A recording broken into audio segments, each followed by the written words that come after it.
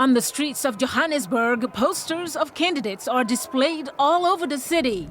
One voter tells VOA he wants continuation and will cast his ballot for the African National Congress. Another one says he's had enough and will vote for the Democratic Alliance. 30 years of democracy is probably 30 years of policy. We need another 30 years of implementing those policies and seeing them coming through to fruition. Because they're all about change. Enough is enough. We've had enough of the empty promises. Housing, water. In a promo video, ANC leader Cyril Ramaphosa says they've made progress in meeting the basic needs of the people of South Africa.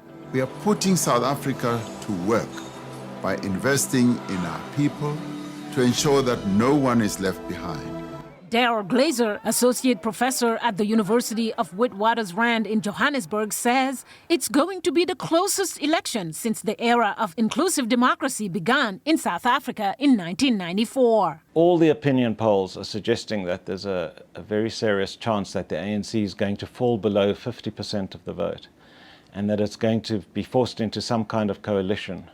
Glazer and other analysts have told VOA that allegations of corruption, scandals and disunity within the ANC have helped the opposition gain ground, including the Economic Freedom Fighters Party led by Julius Malema, a former ANC youth leader, and the newly formed Umkhonto weSizwe Party, which former President Jacob Zuma has been campaigning for. Well, Jacob Zuma's party, Umkhonto weSizwe, or MK, has been a completely unexpected surprise. I mean, it arrived on the scene quite late in the run-up to the election and completely scrambled everything. The EFF certainly appeals to a certain audience, and it's been growing. In some ways, MK is as much a threat to the EFF as it is to the ANC, if not more so, because it's capturing some of the discontented.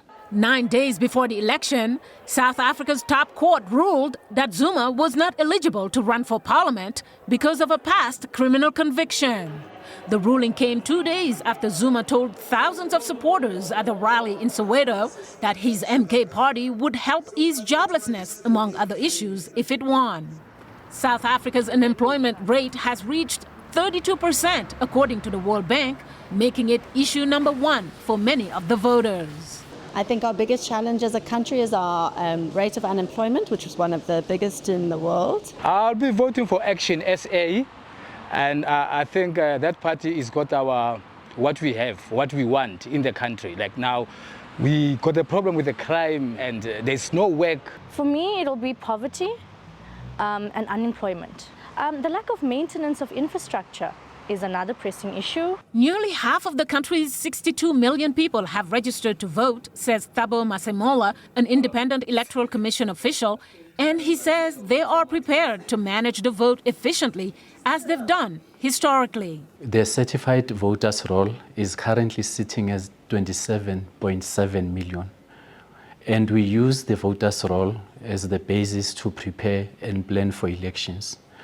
So all the relevant election material are in place. He says the IEC has accredited 160 organizations, both domestic and international, to observe the election and ensure its transparency. Mariama Diallo, VOA News.